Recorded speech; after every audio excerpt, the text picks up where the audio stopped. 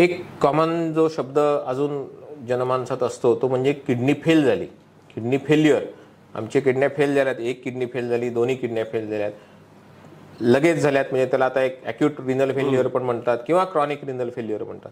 तर हे फेल्युअर म्हणजे नक्की काय होतं आणि त्याची पण मुख्य कारण कशामुळे होतं? किडनी फेल्युअर हा सगळ्यात महत्त्वाचा आम्ही जो आजार, आम्ही एक नेफ्रोलॉजिस्ट म्हणून जे आम्ही ट्रीटमेंट करतो, हे सगळ्यात महत्त्वाचा तोच आजार आहे. त्याच्यामध्ये आपल्याला जसं आपण किडनी फेल झाली म्हणतो, आपल्या शरीरात 2 किडन्या असतात आणि त्यांची कार्यक्षमता ही दोन्ही किडनी मिळून 100% चालू असते. आणि त्यांची कार्यक्षमता जोपर्यंत 10 किंवा 15% कमी होत नाही तोपर्यंत त्याच्यावर किडनी फेल झाली असं आपल्याला म्हणता येत नाही. पण जेव्हा आपण ही किडनी 90% किंवा 100% हळूहळू 15% येते, तेव्हा त्याच्यामध्ये बरेचसे बदल होऊन काही लक्षणं दिसणे, असे बदल होत होत हळूहळू त्यांच्या किडन्या फेल होतात. आणि जसं मी तुम्हाला पूर्वी पण म्हणालो की किडनी कार्यक्षम नसताना बरेचसे लक्षणं दिसतात. ते काही एक लक्षण नाही, शरीरामध्ये सगळ्याच अवयवांवर परिणाम होतो आणि विविध प्रकारचे त्याच्यामधले लक्षणं दिसतात. जसं थकवा जाणवणे, जेवण न जाणे, उलटी मळमळ होणे, शरीरावर सूज येणे, ब्लड प्रेशर किंवा मधुमेहामधले काही झालेले बदल, हे सगळे आपल्याला त्यावेळी एकत्रितपणे दिसतात. आणि ह्याचे जसे तुम्ही म्हणाल की 2 महत्त्वाचे जे भाग आहेत, ॲक्यूट किडनी फेल्युअर आणि क्रॉनिक किडनी फेल्युअर. ॲक्यूटमध्ये म्हणजे अचानक काही तासांपासून ते दिवसांपर्यंत जर का एखाद्या किडनीवर परिणाम झाला, जसं की डिहायड्रेशन आहे, काही व्हायरल इन्फेक्शन्स आहेत किंवा काही कदाचित मुतखड्यामुळे किडनी अचानक त्याचं लघवीचं हे थांबलेलं असेल, प्रवाह थांबलेला असेल, अशा वेळीसुद्धा किडनी अचानक फेल होते. त्यावेळी जर का योग्य उपचार त्या आजाराचे कंप्लीट करण्यात आले तर त्यावेळी ते आजार दुरुस्त होऊन किडनी पण फेल होण्यापासून आपण 100% वाचवू शकतो. पण जसे क्रॉनिक किडनी डिसीज, ज्याला आपण क्रॉनिक फेल्युअर म्हणतो, त्याच्यामध्ये मात्र मधुमेह किंवा उच्च रक्तदाब किंवा काही अनुवंशिक आजारांमुळे जेव्हा किडनी खराब होते, तेव्हा त्याच्यामध्ये आपल्याकडे विशिष्ट उपचार करून लगेच किडनीला त्याचा पूर्णपणे दुष्परिणाम टाळणे शक्य नसते. अशा आजारांमध्ये कालांतराने पेशंटची किडनीचे कार्य कमी होत होत शेवटी असे पेशंट ऑलमोस्ट 100%च पेशंट ते डायलिसिसवर जातात. पण आता ह्या आजारांचे उपाय योजना काय असू शकतात? ट्रीटमेंट मॉडॅलिटीवर काही थोडा प्रकाश तुम्ही टाका. जसं आपण म्हणालो की किडनीचे आजार 2 प्रकारचे असतात, ॲक्यूट आणि क्रॉनिक. जसं ॲक्यूट किडनी फेल्युअर असेल त्यावेळेसची उपचारांची पद्धत थोडी वेगळी असते. त्याच्यामध्ये महत्त्वाचं सगळ्यात पहिलं असतं की जो मूळ आजार आहे त्याची व्यवस्थित ट्रीटमेंट झाली पाहिजे. इन्फेक्शन असेल तर त्याच्या इन्फेक्शनची ट्रीटमेंट व्हावी लागेल. डिहायड्रेशन असेल तर सलाईन लावणे किंवा पाण्याचं प्रमाण वाढवणे.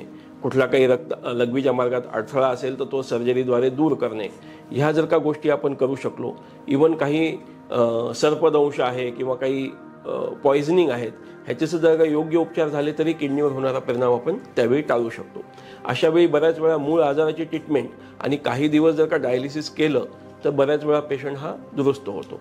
पण जो महत्त्वाचा भाग आहे, जे ॲज अ नेफ्रोलॉजिस्ट आम्ही ट्रीटमेंट करत असतो, तो म्हणजे क्रॉनिक किडनी फेल्युअर. आणि क्रॉनिक किडनी फेल्युअर म्हणजे कालांतरामध्ये 3 ते 6 महिने किंवा त्याच्यापेक्षा जास्त काळामध्ये हळूहळू किडनीची कार्यक्षमता कमी होते आणि त्यावेळी मात्र ट्रीटमेंट करताना आपल्याला वेगळे उपचार करावे लागतात. सगळ्यात महत्त्वाचं आहे, जेव्हा किडनी 10 ते 15% जास्त काम करत असते त्यावेळी आपण अशा पेशंटमध्ये त्यांच्या मूळ आजाराची व्यवस्थित ट्रीटमेंट करणे, त्यांचा मधुमेह नियंत्रित ठेवणे, ब्लड प्रेशरची ट्रीटमेंट करणे आणि काही पथ्य पाळणे, जे की ज्या कुठल्याही अन्नपदार्थांमुळे किडनीवर दुष्परिणाम होऊ शकतो ते टाळणे, ही सुरुवातीला आपण ट्रीटमेंट त्यांना सजेस्ट करतो. आणि त्याप्रमाणे आपण त्यांचा किडनीचा आजार जो आहे तो डायलिसिसपर्यंत जाण्यापासून आपण त्यांना प्रिव्हेंट करतो.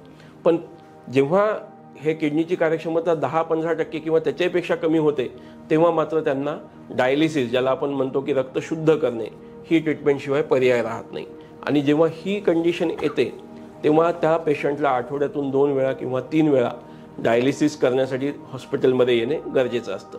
आणि जेव्हा पण हा आजार आणि डायलिसिस सुरू होतं त्याचवेळी आम्ही पेशंटला दुसरा उपचार, ज्याला आम्ही किडनी ट्रान्सप्लांट म्हणतो, त्याचे पण सजेशन देतो, जेणेकरून की आपल्याला आयुष्यभराचं डायलिसिस टाळता येतं आणि आपल्याला किडनी ट्रान्सप्लांट करून म्हणजे किडनी प्रत्यारोपण करून त्याचे उपचार करू शकतो.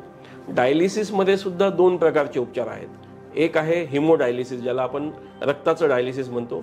ते जनरली मशीनद्वारे हॉस्पिटलमध्ये होत असतं. त्यासाठी पेशंटला हॉस्पिटलमध्ये नियमितपणे आठवड्यातून 2 वेळा किंवा 3 वेळा येणं गरजेचं असतं. दिवसाला 4 तास, असं आठवड्यातून 2 किंवा 3 दिवस, म्हणजे साधारणतः एक 12 तास तरी डायलिसिस पेशंटचं आठवड्यातून झालं पाहिजे. किंवा जर का ज्या पेशंटला हॉस्पिटलमध्ये येणं शक्य नाही किंवा ज्यांचं वय जास्त आहे अशा पेशंटसाठी पोटाचं डायलिसिस, ज्याच्यामध्ये आपण एक पोटामध्ये कॅथेटर करतो आणि त्याच्यामध्ये सलाईनद्वारे सुद्धा आपण ते डायलिसिस करू शकतो, ज्याला आम्ही पेरिटोनियल डायलिसिस म्हणतो, हा पण उपचार आपण त्यांना लॉंग टर्मसाठी देऊ शकतो. ट्रीटमेंट तर ठीक आहे, आजार झाला आपण त्याच्यावर उपचार केले, पण परत बाकी सगळ्या मेडिकल आपल्या टर्मिनॉलॉजी आपण ज्याच्यावर सगळ्यात जास्त भर देतो तो म्हणजे हे थांबवावं कसं किंवा हे प्रिव्हेंशन होऊ नये आजार, याच्यासाठीची काय प्रिकॉशन्स आहेत? आता प्रिव्हेंशनसाठी दोन प्रकारचे आपल्याला प्रिव्हेंशन म्हणता येतील. एक तर प्रायमरी प्रिव्हेंशन, म्हणजे ज्यांना कुठलाही किडनीचा आजार नाही आहे तरी त्यांना किडनीचा आजार टाळायचा आहे, किंवा ज्यांना असे काही आजार आहेत ज्याच्यामुळे किडनीवर परिणाम होऊ शकतो त्यांनाही आजार टाळायचा आहे. तर साधारणतः प्रायमरी प्रिव्हेंशन, ज्यांना कुठलाही किडनीचा आजार नाही त्यांच्यासाठी काही गोल्डन रूल्स आहेत ते फॉलो केले पाहिजेत. त्यात पहिलं आहे की पाण्याचं प्रमाण, पाणी पिण्याचं जे प्रमाण आहे ते कमीत कमी 3 ते 5 लिटर हे दिवसभरातून पाहिजे. साधारणतः पावसाळा किंवा हिवाळा असेल तर 3 लिटर आणि उन्हाळा असेल तर साधारणतः 5 लिटरपर्यंत पाणी पिणे आवश्यक आहे. दुसरी गोष्ट आहे की वजन नियंत्रणात ठेवलं पाहिजे. तिसरं म्हणजे नियमित व्यायाम केला पाहिजे. कमीत कमी दिवसातून 30 ते 45 मिनिटं हा कुठल्याही प्रकारचा जो तुम्हाला जमेल तो व्यायाम करणं जे शक्य आहे ते करायला पाहिजे. कुठल्याही प्रकारचं व्यसन, धूम्रपान, मद्यपान ह्या गोष्टी पण टाळता आल्या पाहिजेत. आणि महत्त्वाचं म्हणजे कुठल्याही औषधी ही डॉक्टरांच्या सल्ल्याशिवाय घेऊ नये. खास करून अँटीबायोटिक्स, पेन किलर हे बऱ्याच वेळा आपण डॉक्टर हे रुटीन कुठल्या ना कुठल्या आजारासाठी देत असतात, पण बऱ्याच वेळा आम्ही बघतो की पेशंट तेच प्रिस्क्रिप्शन जवळ ठेवतात आणि वारंवार ते औषधी घ्यायला बघतात. तर हे 100% टाळलं पाहिजे, कारण लॉंग टर्ममध्ये ह्याच्यामुळे सुद्धा किडनीवर होणारा परिणाम आपल्याला दिसून येतो.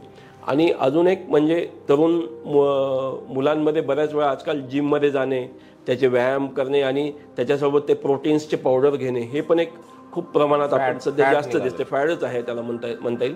तर त्याच्यामध्ये सुद्धा ते टाळलं पाहिजे, कारण आम्ही काही पेशंट असे बघितलेत की त्यांनी अनियंत्रितपणे अतिशय जास्त प्रमाणात प्रोटीनचं प्रमाण घेतलेलं आहे आणि त्याच्यामुळे त्यांची किडनी 6 महिने ते वर्षभरामध्ये फेल होऊन ट्रान्सप्लांटपर्यंत सुद्धा वेळ गेलेली आहे. म्हणजे हे सुद्धा एक प्रिव्हेंशन करणं गरजेचं आहे. आणि दुसरं बाब असं आपण म्हणू सेकंडरी प्रिव्हेंशन, तर ह्याच्यामध्ये महत्त्वाचं आहे ज्यांना डायबिटीज, ब्लड प्रेशर किंवा कुठलेही किडनीचे आजार, प्रोस्टेटचे आजार आहेत त्यांनी एक तर स्वतःची नियमितपणे चाचणी करून घेतली पाहिजे. किडनीच्या दृष्टीने त्याला KFT जी टेस्ट म्हणतो आम्ही ती, युरिनची टेस्ट, सोनोग्राफीची टेस्ट ही 6 महिने वर्षभरातून एकदा तरी केली पाहिजे, जेणेकरून की आपला आजार होतोय का ते कळेल किंवा आजाराची काही सुरुवात झालेली आहे का ते कळेल. मधुमेहींनी स्वतःचं शुगर चांगली कंट्रोल ठेवली पाहिजे. ब्लड प्रेशर ज्यांना आहे त्यांनी चांगल्या योग्य पद्धतीने मेडिसिन घेऊन ब्लड प्रेशर हे त्या वयाच्या मानाने कंट्रोल करणं गरजेचं आहे. कुठलेही जंतू संसर्ग असेल, इन्फेक्शन असेल, युरिनरी ट्रॅक्ट इन्फेक्शन असेल त्याची पण ट्रीटमेंट योग्य वेळी करून घेणं गरजेचं आहे. प्रोस्टेट किंवा मूतखड्यांसारखे आजार असतील तर त्यांना काही मेडिसिनल किंवा काही सर्जिकल उपाय आहेत, ते सुद्धा जर का योग्य वेळी केलं तर कालांतराने होणारा आपण जो क्रॉनिक किडनी डिसीज किंवा किडनी फेल्युअर आहे ते आपण टाळू शकतो.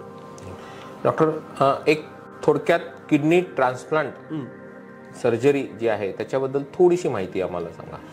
जसं आपण पूर्वी आता आपण डिस्कस केलंच होतं की किडनी फेल्युअरमधली जी ट्रीटमेंट आहे त्यात एक डायलिसिस आहे आणि दुसरी किडनी ट्रान्सप्लांट आहे. जेव्हा पण आमच्याकडे कोणी पण पेशंट येतो आणि तो म्हणतो की सर आता किडनी फेल झाली, कुठले उपचार आहेत, तर आम्ही त्यांना डायलिसिस तर सांगतोच, कारण ते तर आपल्याला जनरली सुरुवात करावी लागते आणि त्याच्याप्रमाणेच आपल्याला पेशंटचं त्याला कंट्रोलमध्ये ठेवावं लागतं. पण योग्य जो उपचार आहे तो आहे किडनी ट्रान्सप्लांट, कारण जेवढी एक नॅचरल किडनी किंवा जी नैसर्गिक किडनी काम करू शकते तेवढी मशीन काम करू शकत नाही. त्यामुळे किडनी ट्रान्सप्लांट हा अतिशय महत्त्वाचा उपचार किडनी फेल्युअर पेशंटमध्ये आहे. त्याच्यामध्ये आता सरकारने घालून दिलेल्या नियमाप्रमाणेच आपण किडनी ट्रान्सप्लांटचं ऑपरेशन करतो.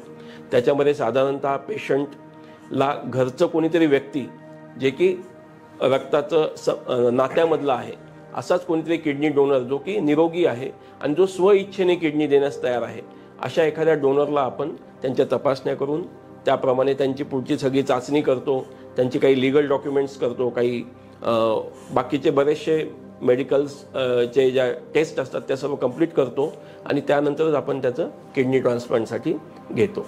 किडनी ट्रान्सप्लांटची जी सर्जरी आहे किंवा ऑपरेशन आहे ही बरीच गुंतागुंतीची आहे, पण आत्ताच्या सध्याच्या काळामध्ये त्याचं जे प्रमाण आहे किडनी ट्रान्सप्लांटच्या सर्जरीचं तेही प्रमाण वाढलेलं आहे. त्याच्यामधल्या टेक्निक्सही खूप डेव्हलप झालेल्या आहेत. त्यामुळे आता हा अतिशय एक म्हणायला गेलं तर हा सरळ सोपाच मार्ग आहे असं म्हणता येईल आपल्याला त्याच्यामध्ये. ओव्हरऑल त्याचा सक्सेस रेट पण आता सर्जरीचा ऑलमोस्ट 95% आहे आणि तो आपल्या संभाजीनगरच्या या लेव्हलला सुद्धा आपण 95% देतो. साधारणतः आपल्या हॉस्पिटलमध्ये सुद्धा आम्ही जे रेग्युलर गेल्या 20 ते 22 वर्षापासून किडनी ट्रान्सप्लांट आपल्या या रुग्णालयात होतं, तर मॅक्झिमम वेळ आम्ही बघतो की इमिजिएट किडनी ट्रान्सप्लांट झाल्या तर 95% रिझल्ट्स आहेत. 5 वर्षापर्यंतही बरेच पेशंट ऑलमोस्ट 80-85% सुद्धा ते चांगलं करतात. 10 वर्षापर्यंत पण आपले एक 60 ते 70% पेशंट हे 10 वर्षापर्यंत सुद्धा त्यांनी त्यांचं पोस्ट ट्रान्सप्लांट जो त्यांचा पिरियड आहे तो कंप्लीट केलेला आहे. आज किडनी आणि किडनीशी रिलेटेड सगळे आजार आणि त्याचे उपचार आणि ते प्रिव्हेन्शन त्याच्याबद्दल आपण काय काय करू शकतो याबद्दल खूपच विस्तृत आणि सखोल माहिती डॉक्टर शेखर शिराढोणकर यांनी दिलेली आहे. शेखर शिराढोणकर आणि त्यांच्याबरोबर डॉक्टर मयूर बाबरस हे 2 नेफ्रॉलॉजिस्ट या हॉस्पिटलमध्ये आहेत आणि हे दोघं मिळून अतिशय सुंदररित्या या हॉस्पिटलचं नेफ्रॉलॉजी विभाग सांभाळत आहेत. या हॉस्पिटलमध्ये 8 डायलिसिस मशीन्स आहेत जे अहोरात्र काम करत आहेत आणि आठवड्याला शेकडोनी पेशंट्स त्या डायलिसिसचा फायदा घेतात.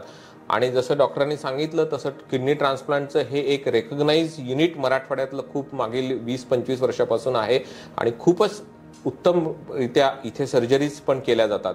तर किडनीला आपल्या शरीरातील एक खूप महत्त्वाचा अवयव आहे.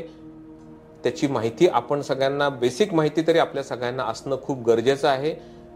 काय केल्यानं हा त्रास होऊ शकतो किंवा वाढू शकतो हे दोन्ही तुम्हाला आज समजलेलं आहे.